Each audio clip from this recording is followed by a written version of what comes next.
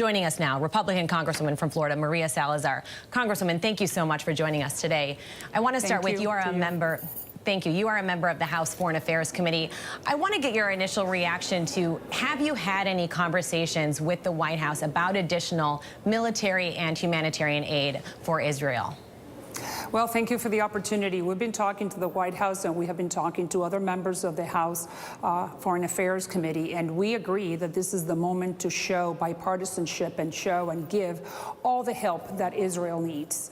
This is not a war against Israel. This is a war against the United States. And unfortunately, we have seen that the Biden administration has not sent the real and strong message to our enemies, China, Iran, Russia, North Korea, that we're not sleeping at the wheel.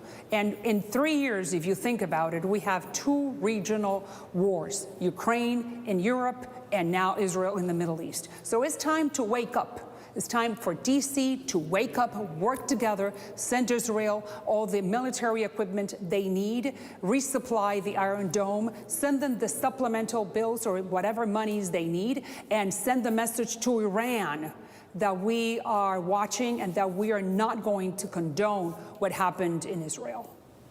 I hear you pointing fingers at the Biden administration, but what message does it send to the world that there is essentially no ability for the House to pass that additional aid that you're calling for right now until there is a Speaker of the House?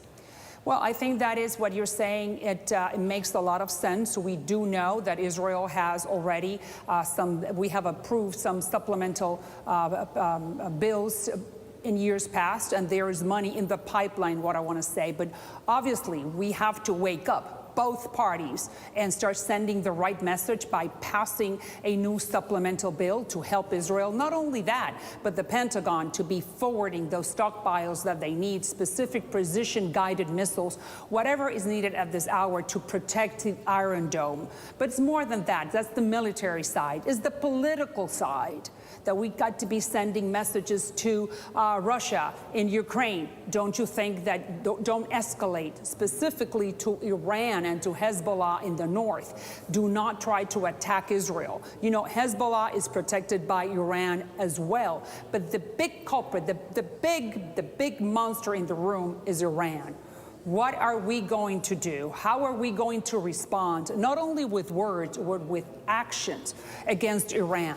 We know that Iran is the #1 terrorist state in the world that is funneling not only Syria, that is close to Israel, it's funneling, or it's helping militarily and monetarily speaking, Hezbollah, Hamas, Syria, and Iraq. So what are we confronting? We're confronting a serious military situation, political, and DC, both parties need, this is the moment to rise up and to send the message to the axis of evil that we are still in control.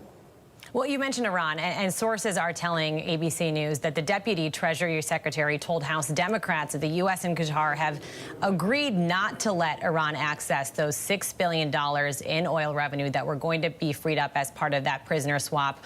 Were you briefed on this decision, and what is your reaction to that?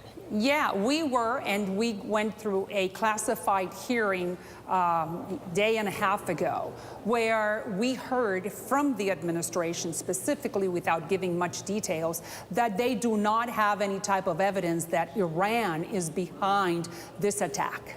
Well, we know that Iran is supporting Hamas militarily, sending them weapons, soldiers, sending them, giving them training. So when we hear from the White House that Iran is not to be blamed, that's a little bit worrisome, because we know that they are behind it. Besides, there is this article from the Wall Street Journal that is saying that they have evidence, or they have some sources who have shared with them, that Iran gave the go-ahead to launch the attack against Israel, and that Iran was the one who trained for a year the soldiers in Hamas. So I think that the White House should start speaking louder speaking louder when we're talking about Iran and blaming them, pointing the finger that they're the ones to blame. And we have to deal with that. everything started with the Obama administration by doing that wonderful Iranian nuclear deal that we know that failed, and now they revived it. And that's where the $6 billion come in that you just asked me. It's giving you $6 billion to the #1 terrorist state in the world in exchange of American hostages. Well, now we have 27 Americans either dead or being held captive. So where are we going? What type of message is the White House? And look, it has nothing to do with political parties. This is the problem that we all have as Americans, Republicans and Democrats. But specifically, the White House is the one leading the charge when it comes to foreign policy. I think that the Biden administration should speak louder and use other type of words to send a message to Iran that we're watching what they're doing and they will pay the consequences. Congresswoman, I hear what you're saying, Congresswoman, but do you have any direct evidence? You're saying that you've heard reports, but how are you pointing the finger? Have you seen any direct evidence of Iran's involvement here as you are laying the blame on them? Well, I just repeat that the White House and the intelligence community has been telling us that they do not have any direct evidence that Iran is behind the Hamas attack on Saturday. But we do know that there are circumstantial evidence that points the finger at Iran, because Iran is the #1 benefactor and supporter of Hamas. How do you think they were able to mount such an offensive?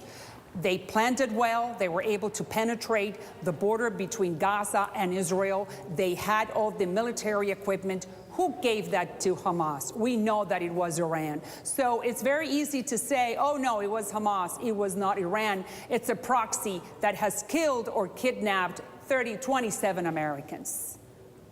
Congresswoman Salazar, thank you so much for your time tonight. To you, thank you for the opportunity.